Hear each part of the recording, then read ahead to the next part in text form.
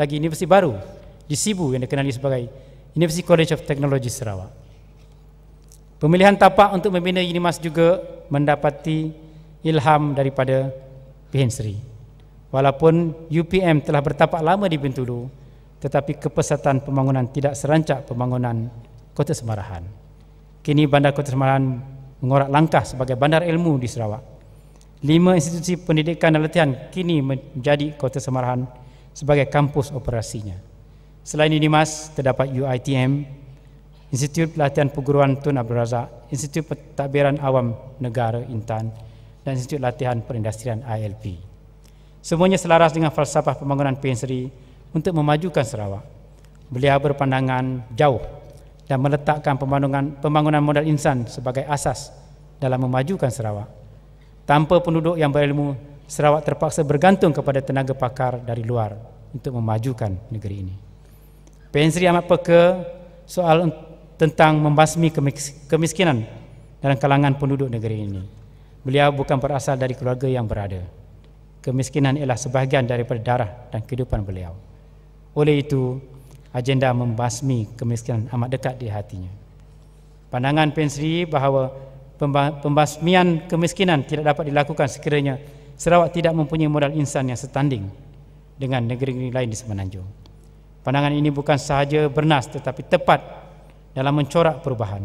Sebagai pemimpin yang berpandangan jauh, beliau merencanakan bahawa Sarawak perlu memajukan dan memperbagaikan sektor ekonominya yang tidak hanya tertumpu kepada sektor pelombongan minyak maupun perhutanan. Beliau turut memastikan bahawa program pembangunan negeri meliputi seluruh negeri ini, bukan tertumpu hanya kepada bandar-bandar besar seperti Kuching, Miri, Sibu dan Bintulu. Beliau menjangkakan pembangunan yang tidak sekata akan bererti penghijrahan besar-besaran dari luar bandar ke bandar. Oleh itu, Pehen Sri merencanakan pembangunan Sarawak meliputi seluruh negeri ini. Sarawak Corridor for Renewable Energy atau SCORE merupakan ilham Pehen Sri untuk memastikan pembangunan industri di negeri ini. Pembangunan ini berarti lebih banyak peluang pekerjaan yang boleh diwujudkan. Sebagai seorang pemimpin, Pehen Sri sentiasa berpegang kepada prinsip keputusan bersama.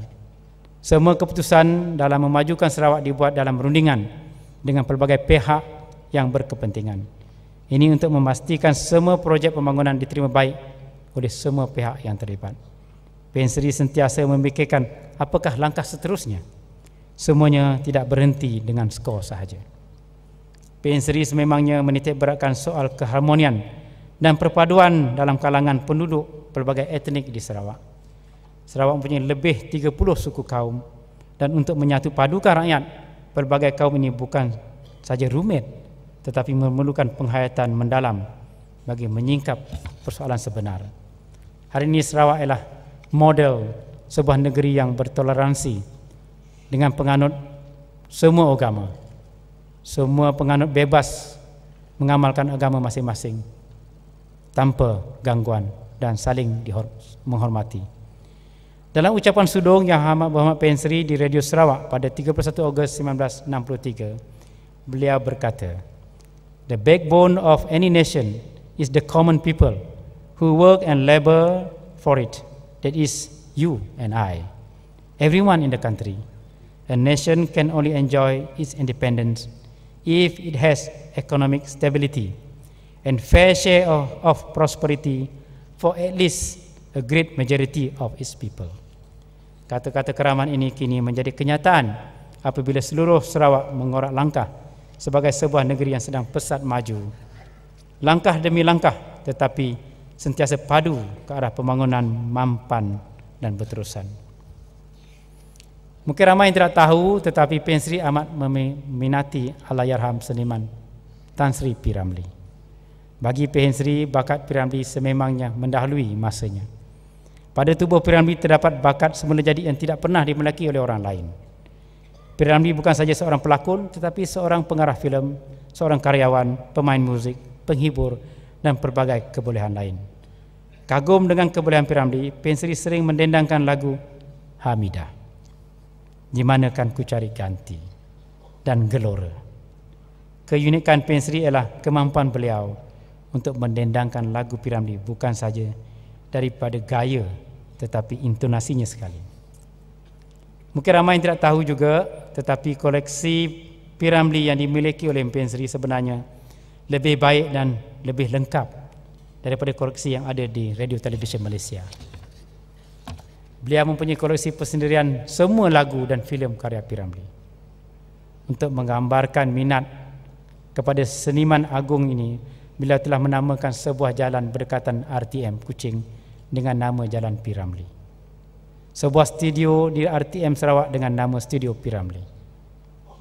Empen Sri juga telah mencadangkan RTM Sarawak mewujudkan pertandingan lagu P. Ramlee. Semuanya untuk memperlihatkan minat dan kekaguman beliau terhadap seniman agung ini. P. Ramlee boleh dianggap sebagai pelopor inovasi dalam industri seni dan perfilman negara. Beliau mengetengahkan masalah rakyat dengan cara dan yang kadang-kadang serius, lucu dan sedih, tapi tetap berkesan hingga ke hari ini. Oleh itu, kita perlu sedar situasi tragis yang melanda beberapa buah negara membangun yang hanya berupaya melangkah selangkah demi selangkah ke hadapan, tetapi terpaksa undur beberapa langkah ke belakang adalah perkara biasa di dunia ini. Mereka tidak mampu mengukir pembangunan dan kejayaan sungguh pun telah merdeka jauh lebih lama daripada negeri dan negara kita. Mengapakah keadaan ini berlaku? Adakah kejayaan yang kita nikmati kini sesuatu kebetulan sahaja? Jawapannya terletak kepada kepimpinan yang dinamik, ikhlas dan bertanggungjawab. Penduduk Sarawak amat bertuah dan bersyukur kerana dipimpin oleh tokoh pemimpin yang berwibawa. Berdasarkan sumbangan Empen Sri yang meliputi seluruh aspek kehidupan Sarawak, UNIMAS mencadangkan beliau dinobatkan sebagai arkitek pembangunan Sarawak moden. Ini untuk menghargai sumbangan beliau dalam memajukan negeri Sarawak selama ini. Sarawak mungkin sebuah negeri dalam persekutuan Malaysia, tetapi saiz keluasannya hampir seluruh semenanjung. Oleh sebab itu, untuk membawa pembangunan yang menyeluruh ke seluruh negeri merupakan tugas dan cabaran yang berat dan memerlukan pemikiran yang tuntas dan komprehensif. Pada hari ini, kita dapat menyaksikan pembangunan Sarawak dari Limbang di utara hingga ke Kuching di selatan, di pesisiran ke pendalaman, dari kampung Melayu dan Melanau hinggalah rumah panjang Iban, Bidayu, Kayan, Kenyah dan puluhan lagi kaum minoriti di Sarawak. Tidak kira mereka di Bandaraya Kuching atau di pendalaman Belaga dan di Tanah Tinggi Bario, tidak ada yang boleh menafikan terlepas daripada hasil, kesan dan nikmat politik pembangunan dan dasar realiti baru beliau. Ketajaman pemikiran, komitmen padu, keikhlasan dalam perjuangan untuk mengubah Sarawak dari segi prasarana, sosial, ekonomi, pendidikan, kesihatan, pelancongan dan modal insan sesungguhnya mewajarkan Empen Sri Abdul Taib Mahmud diberikan gelaran arkitek pembangunan Sarawak moden. Dengan sentuhan kepintaran dan komitmen jitu beliau, kemiskinan hampir menjadi nota kaki dalam lembaran sejarah dan kejahilan tersinar dan hampir terkubur di dalam muzium. Kini Sarawak dapat berbangga kerana dapat berdiri sama tinggi dengan negeri-negeri maju yang lain di negara ini. Politik pembangunan beliau telah berjaya meningkatkan taraf hidup, mengurangkan kadar kemiskinan, merapatkan jurang antara bandar dan luar bandar, serta berjaya melahirkan generasi yang bukan saja celik huruf tetapi pintar, berilmu dan mahir, sama ada mereka doktor, jurutera, usahawan, arkitek, seniman, pemuzik, saintis atau guru. Penduduk Sarawak dengan pelbagai suku kaum dapat hidup dalam keadaan aman damai, malah tidak keterlaluan dikatakan kestabilan sosiopolitik di bawah kepimpinan beliau meletakkan Sarawak berada dalam indeks keamanan dan keharmonian hubungan etnik yang mengkagumkan.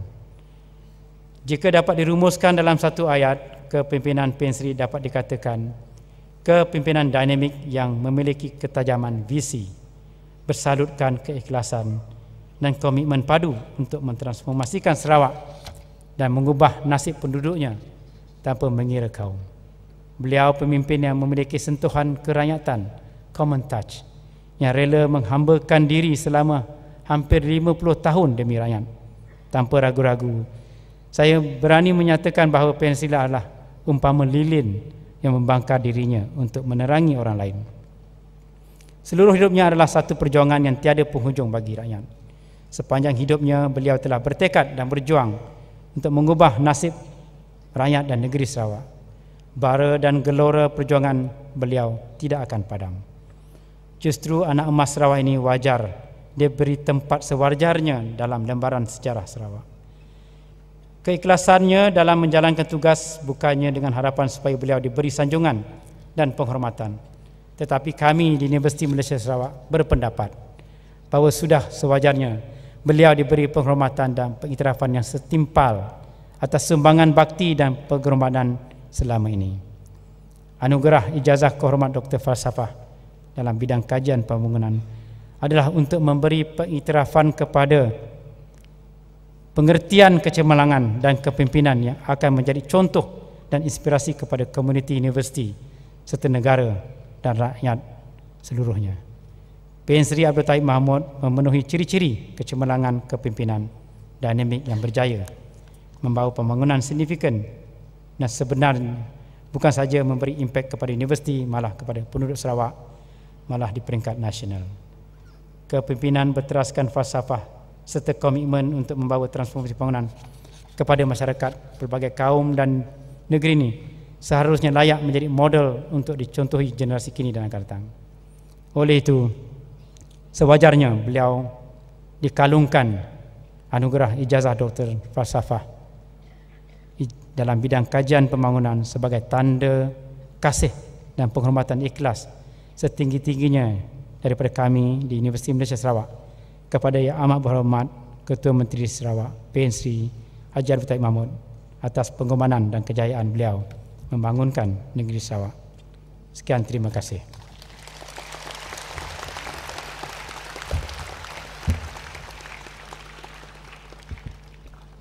Tuan Yang Terutama Tuan Chancellor,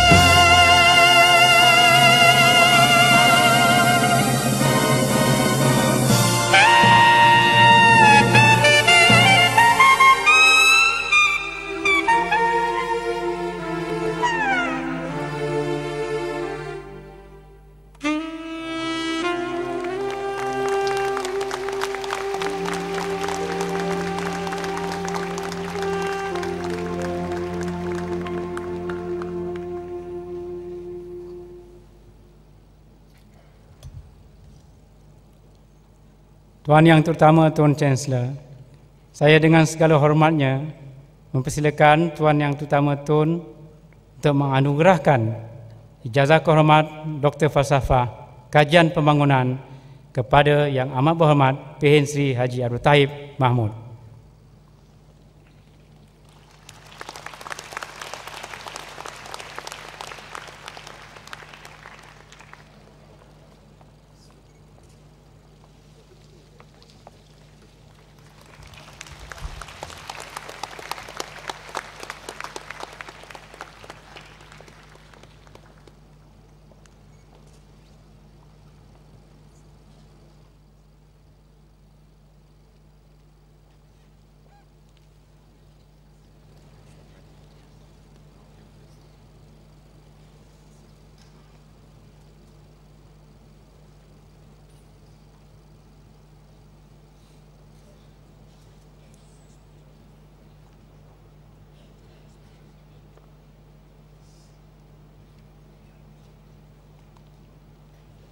Majlis dengan segala hormatnya mempersilakan Yang Amat Berhormat P.H. Sri Haji Abdul Taib Mahmud menyampaikan ucap balas. Dipersilakan.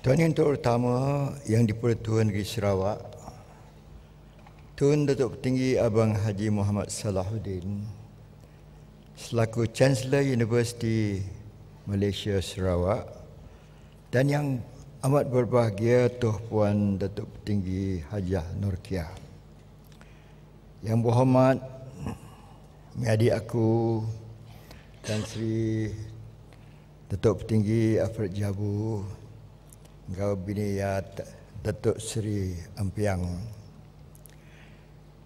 yang berbahagia Datuk Hatta Solhi, Pengerusi Lembaga Pengurusan Universiti Malaysia Sarawak, yang berbahagia Profesor Datuk Dr. Khairuddin Abdul Hamid, Naib Chancellor Universiti Malaysia Sarawak, dan Rektor, Naib Chancellor, Rektor Institut Pengajian Tinggi Awam, Timbalan Naib Chancellor Universiti Malaysia Sarawak, Dekan-dekan, pengarah-pengarah, tuan-tuan dan puan-puan, dan khasnya bagi hari ini ibu bapa dan para graduan sekalian. Bismillahirrahmanirrahim. Assalamualaikum warahmatullahi wabarakatuh. Saya bersyukur kehadrat Allah Subhanahu wa taala kerana dengan kehendaknya maka saya direstui mendapat anugerah sebegini bermakna bagi saya. Kepada Universiti Malaysia Sarawak, saya rakamkan penghargaan dan ucapan terima kasih dari sedalam lubuk jiwa saya kerana berkenan agar saya dikurniai ijazah kehormat Doktor Pembangunan.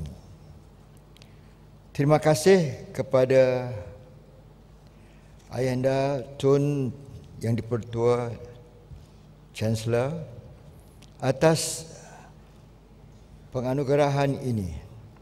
Kepada saudara Profesor Datuk Dr. Khairuddin Abdul Hamid, Naib Chancellor Unimas, saya terhutang budi kerana ingatan ikhlas dan juga kata-kata beliau yang sangat mengharukan saya. Ianya membawa kepada saya kenangan yang memberi lebih banyak lagi perangsang walaupun saya sudah dianggapkan saya sendiri sebagai cukup tua sekarang ini. Sebagaimana bangganya perasaan graduan-graduan sekalian hari ini atas kerjaan menerima ijazah, begitulah juga perasaan saya. Sesungguhnya nilai penghormatan yang diberi oleh pihak universiti ini saya terima dengan perasaan tulus ikhlas dan rendah hati. Penganugerahan ijazah kehormat yang saya terima dengan penuh takzim ini hendaklah dipandangkan sebagai pengiktirafan kepada rakan-rakan seperjuangan dan para pemimpin politik yang menjadikan politik sebagai platform untuk mengubah nasib rakyat. Mereka inilah, kalau saya boleh dikatakan berjaya, menjadi orang yang benar-benar menyokong saya sehingga berjaya. Proses untuk membangunkan negeri Sarawak bukanlah suatu perkara yang mudah.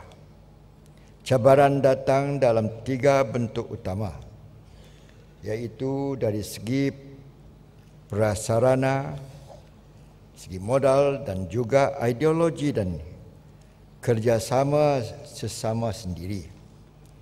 Dalam usaha untuk menghadapi dan mengatasi cabaran-cabaran ini, pada mula-mulanya saya turut menjadi tidak begitu popular.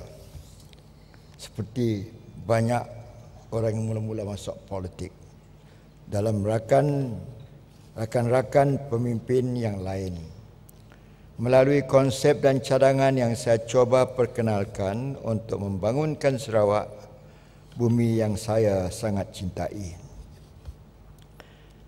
Apabila Sarawak mencapai kemerdekaan melalui pembentukan Malaysia pada tahun 63, semua rakyatnya mempunyai harapan yang menggunung tinggi terhadap masa depan negerinya. Namun apa yang berlaku pada masa itu ialah unsur-unsur dan bahang penjajahan masih lagi dapat dirasai di negeri ini. Ini sangat menyedihkan saya kerana sebagai sebahagian daripada sebuah negara bangsa yang berdaulat dan merdeka, Sarawak tidak seharusnya masih lagi merasakan cengkaman seperti itu. Lantaran itu saya mengemukakan idea bonarisasi, iaitu agar kedudukan-kedudukan penting dalam kerajaan negeri tidak lagi berada di tangan orang luar seperti golongan expatriate, tetapi sepatutnya berpindah tangan kepada anak tempatan. Ini kerana berdasarkan pengamatan saya, golongan expatriate kerap kali memberikan pandangan dan nasihat yang kurang tepat dengan keadaan dan aspirasi rakyat yang tinggi dan konsep equality di antara kaum-kaum dalam kawasan bandar dan luar bandar.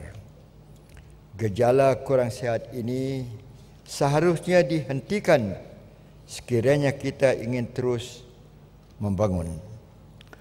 Cadangan bonarisasi itu membuatkan saya menjadi kurang popular dalam kalangan rakan-rakan saya sendiri dalam kerajaan negeri pada masa itu, kerana banyak yang berpendapat bahawa orang putih lebih pandai daripada orang kulit berwarna. Saya bukan saja tidak popular tetapi pernah disisih kerana berpegang pada pandangan yang sedemikian. Namun akhirnya bonarisasi dapat dilaksanakan secara pelan-pelan dengan mengurangkan pengaruh ekspatriat dalam pentadbiran negeri Sarawak. Oleh sebab itu, pada tahun 66, 90% daripada pegawai ekspatriat dalam bidang pentadbiran negeri ataupun administrative service terpaksa digantikan walaupun mencatat kejaran besar di bawah IGC, iaitu syarat kita masuk dalam Malaysia. Apabila saya terlibat secara langsung dalam politik di Sarawak pada tahun 60-an, saya dapati bahawa aset utama penduduk Bumiputera ialah tanah. Walaupun mereka memiliki tanah yang luas di Sarawak dan keadaan mereka pada masa itu sangat miskin, ini membuatkan pembangunan tanah senantiasa dekat dengan hati saya. Dan saya senantiasa mencari jalan melalui pembangunan tanah sebagai cara untuk merubahkan nasib mereka. Inilah aset mereka yang sangat berguna untuk mentransformasikan kehidupan mereka. Sekiranya aset ini tidak dibangunkan ataupun ditinggal terbiar sahaja, ia tidak akan mendatangkan apa-apa hasil yang boleh dirasai oleh rakyat biasa. Pada suatu ketika, saya pernah mengkritik rancangan berkaitan dengan pembangunan tanah di Sarawak, sehingga saya terpaksa dipecatkan daripada Kabinet Negeri Sarawak. Bagi saya, cara yang dicadangkan akhirnya adalah kurang sesuai serta tidak menguntungkan kumpulan Bumiputera. Idea saya ini mendapat sokongan daripada rakan-rakan seperjuangan dalam parti Perikatan. Kemudian apabila saya berpeluang untuk menerajui kepimpinan negeri Sarawak, saya telah berusaha untuk mencari jalan yang terbaik untuk membangunkan tanah di Sarawak ini. Tujuannya adalah supaya pembangunan tanah dapat memberi manfaat kepada rakyat, khasnya golongan Bumiputera. Pentadbiran saya mula memperkenalkan pembangunan tanah dengan cara moden yang difikirkan dapat menguntungkan rakyat biasa. Misalnya, model pembangunan tanah secara usaha sama dengan syarikat-syarikat bukan Bumiputera telah diperkenalkan. Projek secara usaha seperti ini menekankan cara pengurusan yang moden serta berupaya membawa pemilik-pemilik tanah untuk melangkah ke hadapan. Walaupun berhadapan dengan berbagai cabaran, tapi model ini telah menunjukkan kejayaan yang kita boleh dibanggakan dan telah menghasilkan pembukaan lebih dari 1 juta hektar ladang yang menjadi asas agrobase industri sekarang ini. Dan usaha sama ini juga telah pun dapat menaikkan harga tanah adat Bumiputera lebih tinggi daripada yang biasanya antara 100 sampai 300 ringgit satu ekar. Sarawak ialah sebuah negeri yang terdiri daripada berbagai kaum. Kepelbagaian kaum ini telah membuat Sarawak sebagai sebuah negeri yang unik dalam persekutuan Malaysia. Hubungan kaum di Sarawak adalah pada tahap yang sangat baik, kerana apa-apa saja perancangan yang dilakukan oleh kerajaan hendaklah mengambil perkiraan kepentingan dan sensitiviti setiap kaum. Saya dapati orang Sarawak sangat baik hati. Mereka mempunyai harapan yang sangat tinggi terhadap kepimpinan mereka untuk memperjuangkan nasib dan masa hadapan mereka. Sebagai seorang pemimpin di negeri ini, saya ingin mengekalkan keharmonian seperti mana yang telah dicapai sehingga hari ini. Keadaan di Sarawak amatlah subur untuk menjadikan slogan Satu Malaysia menjadi suatu kenyataan yang kekal. Sebagai seorang yang pernah berkhidmat sebagai anggota kerajaan pusat, saya juga mempunyai pengalaman melihat sesuatu isu dari perspektif nasional. Sebagai seorang pemimpin di peringkat negeri, Saya berpegang kepada pendirian bahawa pemimpin-pemimpin negeri dan pusat perlu mempunyai hubungan yang baik. Banyak perkara yang boleh dilakukan, terutama sekali dari segi pembangunan negeri. Berkehendak kerjasama rapat antara kerajaan negeri dengan kerajaan pusat. Penubuhan UNIMAS itu sendiri adalah hasil daripada hubungan yang akrab antara saya dengan pemimpin pusat. Saya pernah menyuarakan kepada mereka tentang perlunya institusi pengajian tinggi, iaitu sebuah universiti ditubuh di Kuching sebagai pusat ilmiah. Saya telah berjaya meyakinkan mereka. Alhamdulillah, mereka bersetuju untuk menubuh sebuah lagi universiti awam di Sarawak, iaitu UNIMAS ini. Melalui hubungan yang baik dengan pemimpin pusat, Sarawak juga mempunyai beberapa buah universiti dari luar negara untuk menubuhkan kampus cawangan mereka di Sarawak. Perkembangan ini adalah sangat baik, terutama sekali dari segi persaingan yang sehat antara universiti-universiti yang terbabit dalam memberi pendidikan serta latihan kepada anak bangsa yang juga merupakan modal insan yang bakal meneruskan pembangunan di negeri Sarawak pada masa hadapan. Dalam usaha untuk membangunkan negeri Sarawak secara berterusan dalam jangka masa yang panjang, saya telah memperkenalkan konsep politik pembangunan dalam tahun 85. Dalam politik pembangunan, kita membenarkan market forces untuk bergerak dengan rancak untuk memajukan pembangunan ekonomi negeri ini.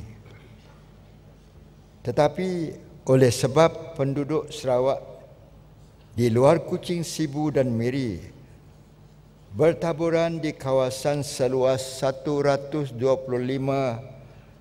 square kilometer, di kampung-kampung dan rumah-rumah panjang sampai lebih dari 5,000, dan 60% daripada kampung-kampung dan rumah panjang ini mempunyai kurang daripada 100 keluarga penduduknya. Maka untuk membuat critical mass menggunakan market forces, perlu kawasan dicantum dengan infrastruktur yang boleh memperhebatkan kegiatan ekonomi, disepadukan di peringkat luar bandar dalam suatu kawasan lebih besar dari kampung-kampung dan rumah-rumah panjang. Ekonomi negeri Sarawak juga perlu diperbagaikan untuk mengelakkan penghijraan keluar rakyat Sarawak ke kawasan bandar dengan mengejut. Politik pembangunan juga menuntut masyarakat Sarawak terus bersatu serta memikirkan isu politik dengan secara rasional supaya ianya tidak menghalangkan pertumbuhan ekonomi negeri ini. Banyak hasil boleh kita beri kepada rakyat kalau mereka bekerja sama daripada berlawan sama sendiri. Agenda utama dalam politik pembangunan adalah untuk meningkatkan taraf pendidikan rakyat di negeri ini supaya mereka dapat menyumbang kepada pembangunan modal insan yang diperlukan oleh negeri kita. Pendidikan merupakan asas dalam pembentukan modal insan. Sepanjang penglibatan saya dalam politik, saya telah menyaksikan kemiskinan yang menyebabkan kita menangis dalam hati apabila melihat dengan sendiri betapa daifnya masyarakat luar bandar di masa dulu. Mereka senantiasa menanti pembangunan dijalankan di kawasan mereka. Mereka amat berharap kepada golongan pemimpin untuk menebus nasib mereka serta membantu membebaskan mereka dari kemiskinan yang teruk sekali. Justru, pengalaman ini telah menimbulkan perasaan untuk berkhidmat sebaik mungkin dan tidak mengenal penat lelah demi membantu mengubahkan nasib serta masa depan masyarakat yang begitu dahagakan pembangunan. Saya percaya hanya melalui pendidikan kita dapat melahirkan modal insan yang mampu membantu kerajaan dalam merealisasi segala rancangan pembangunan di negeri ini. Pentingnya pendidikan telah menyaksikan banyak kejayaan selepas kemerdekaan daripada pihak British. Menghapuskan sistem common entrance yang diperkenalkan oleh pihak penjajah untuk membenar hanya 30% saja pelajar tempat melanjut pelajaran ke peringkat sekolah menengah adalah satu langkah yang sangat perlu. Kalau tidak, ramai rakyat kita akan tertinggal daripada arus pembangunan yang semakin sari semakin canggih. Justru usaha telah dilakukan oleh pihak kerajaan coalition yang kemudiannya menjadi kerajaan Barisan Nasional bila sistem itu dimansuhkan dalam tahun 70-an.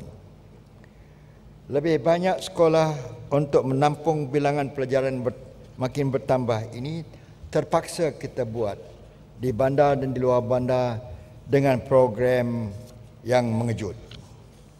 Penubuhan universiti awam di luar bandar, di luar Kuala Lumpur dan Lembah Kelang juga merupakan manifestasi betapa kerajaan menekankan pentingnya pendidikan kepada masyarakat demi melahirkan modal insan yang mampu untuk membantu membangunkan negara.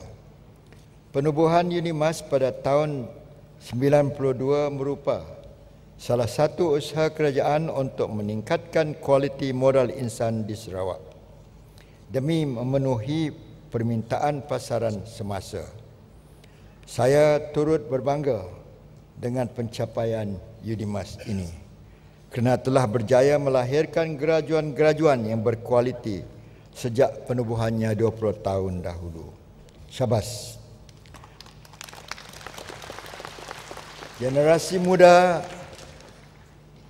masa ini adalah sangat bertuah kerana dilahirkan pada ketika negara sudah pun merdeka dan sedang mengecapi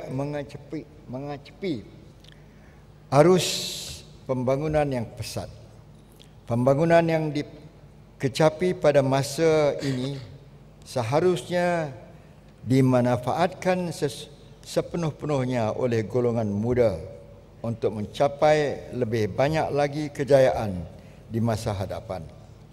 Mereka juga harus sedar bahawa untuk mencapai status negara maju, kerajaan memerlukan lebih ramai tenaga mahir dari berbagai bidang untuk membantu memacu pembangunan negara dengan lebih berkesan. Golongan muda merupakan pemimpin masa depan. Mereka perlu melengkapkan diri dengan ilmu pengetahuan yang lebih tinggi. Mereka mesti memanfaatkan peluang yang telah disediakan, terutama sekali dalam bidang pendidikan yang akan lebih banyak muncul dikehendaki oleh pembangunan perniagaan dan pembangunan industri negara ini yang akan bertambah rancak. Di Sarawak Corridor for Renewable Energy ataupun SCORE akan berkehendakkan generasi muda mencebur diri lebih banyak dalam bidang-bidang teknikal. Dalam era new reality ini, golongan muda seharusnya dapat menempuh cabaran yang dengan kata ringkas saya telah sebutkan dengan COM ataupun CAM. iaitu C for change, O for opportunity, M for mobility, and E for equality. Cabaran KAM memerlukan golongan muda bersiap sedia untuk melakukan perubahan demi memenuhi harapan dan pembangunan negara. Mereka mesti berani untuk membuat perubahan dan juga perlu bijak untuk merebut peluang yang lebih disediakan oleh kerajaan kerana potensi pada masa akan datang adalah lebih cerah daripada sekarang. Apabila menyedari banyak peluang yang disediakan oleh kerajaan, golongan ini harus juga bersedia untuk menerima konsep mobility ataupun bergerak cergas untuk mencari dan merebut peluang-peluang kerajaan pada masa akan datang, di mana-mana pun ianya bangkit. Untuk beralih ke industrial society, generasi muda perlu menyadari bahawa kerajaan pada masa hadapan bukan sahaja memerlukan mereka untuk bekerja dalam pejabat saja, bahkan lebih-lebih banyak lagi di luar pejabat, di hutan, di tengah-tengah bandar, di ulu sungai, di tepi-tepi laut dan semua di tempat-tempat yang mencabar sangat. Inilah realiti baru yang boleh dicapai oleh generasi muda sekiranya mereka mampu menyahut apa saya sebut dengan kata-kata KAM. Saya percaya UNIMAS mampu untuk melahirkan generasi muda yang boleh menyahut cabaran KAM ini, kerana universiti merupakan tempat golongan muda belajar untuk berfikir dan menimba ilmu pengetahuan. Golongan muda perlu belajar berfikir terlebih dahulu sebelum mengeluarkan apa-apa pendapat. Jika mereka tidak mampu untuk berfikir secara kritis, mereka akan mudah terpesong dan hanya akan menjadi pengikut ataupun pak turut. Universiti turut memberi peluang kepada golongan muda untuk menghargai perbezaan pendapat, sama ada pendapat yang mereka hendak suarakan ataupun mendengar pendapat orang lain. Di universitilah juga golongan muda akan berpeluang untuk menguji pandangan alternatif mereka terhadap sesuatu isu. Jika pandangan tersebut tidak diterima, setidak-tidaknya mereka berani menyuarakan pendapat berasas kebenaran sejauh yang mereka boleh kajikan. Proses inilah akan menjadi mereka lebih bijak. Ini adalah disiplin akademi yang dapat membentuk golongan muda menjadi lebih bijak untuk berfikir dan bertanggungjawab terhadap pemikiran mereka.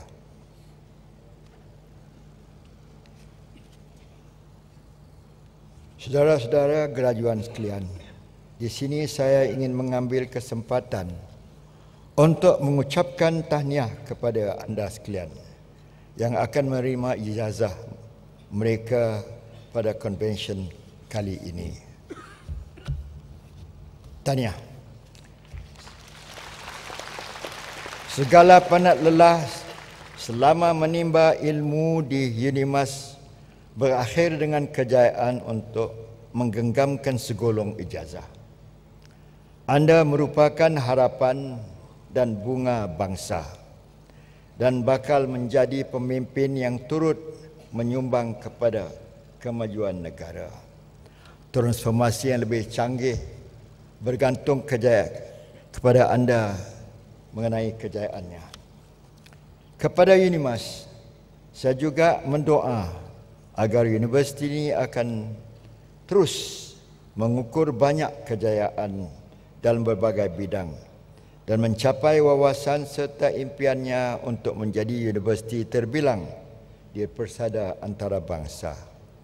dan dapat memainkan peranan yang berkesan dalam memaju dan membangunkan negara yang kita sama sayangi ini. Sekianlah, wabillahi taufik. Assalamualaikum warahmatullahi wabarakatuh.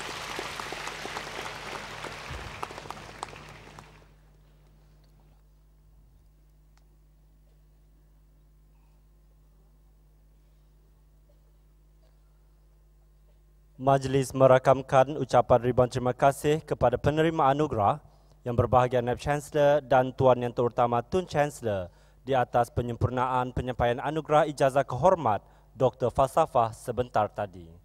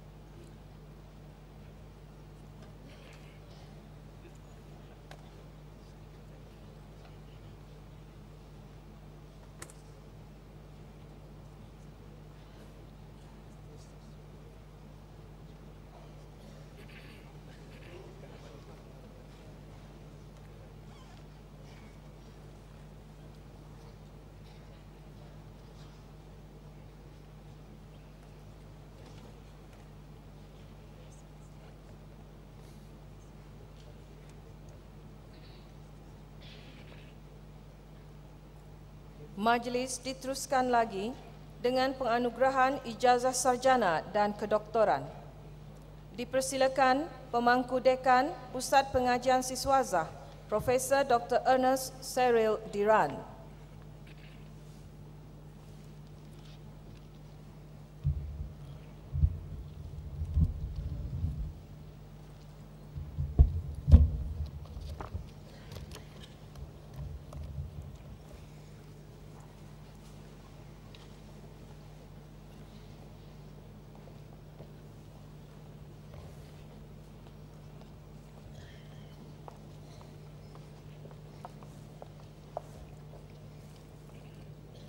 Tuan Yang Terutama Tun, saya dengan segala hormatnya mempersilakan Tuan Yang Terutama Tun menganugerahkan ijazah Doktor Falsafah kepada graduan-graduan berikut.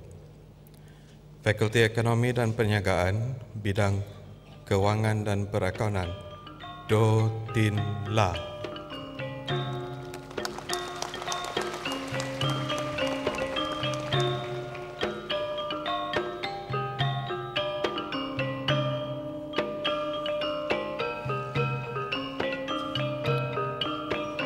Bidang Ekonomi Antarabangsa, Nurul Baria.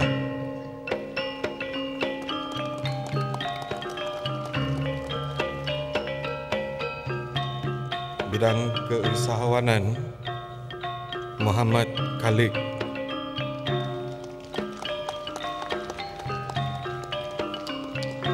Fakulti Kejuruteraan, Bidang Kejuruteraan Perkilangan Automasi, Prashop Karunakaran. Bidang Kejuruteraan Sivil, Wong Kian Kwok. Fakulti Perubatan dan Sains Kesihatan, Bidang Mikrobiologi Kesihatan Awam, Abdul Karim Rus bin Hasan. Bidang Sains Persekitaran, Muhammad Ashraful Azam Han.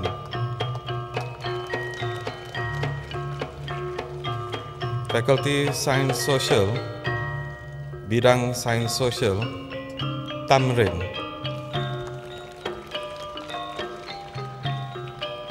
Fakulti Sains Kognitif dan Pembangunan Manusia, Bidang Sains Kognitif, Chi Kin Siong.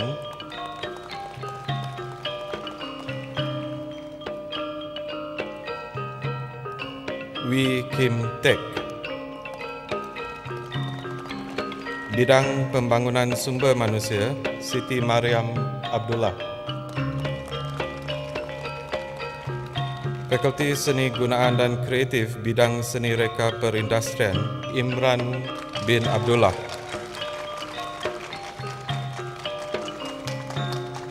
Bidang Reka Bentuk Grafik, Raki Sabah Najmuldin.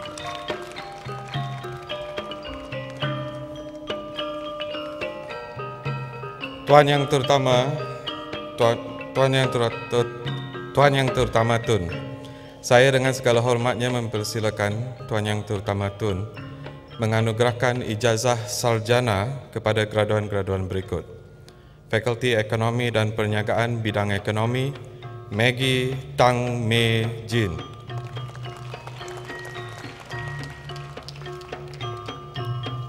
Wan Jok Tong.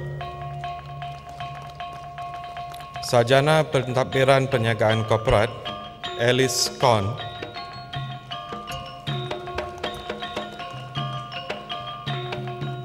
Alice Wong Ling Wei.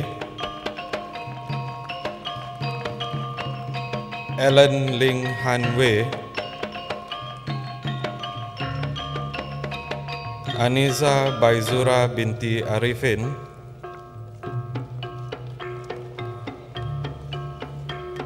Aniza Eldia Liliana binti Mat Asan. Bong Le Lin.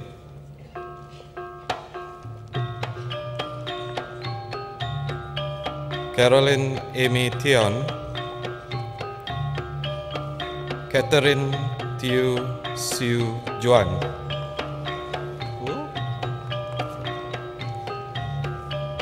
Chai Hui Ching. Chan Li Ping. Chua Hok Tiang. David Huang Tiong Ung.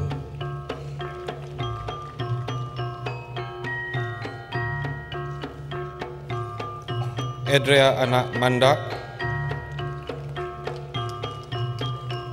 Elisa Ho Sok Ping.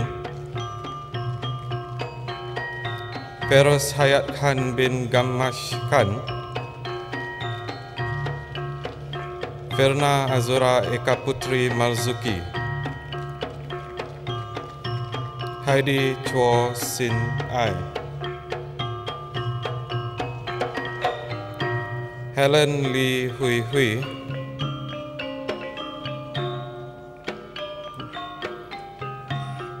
He Yu Leng, He Yu Hieng, Hung Sinh Yi,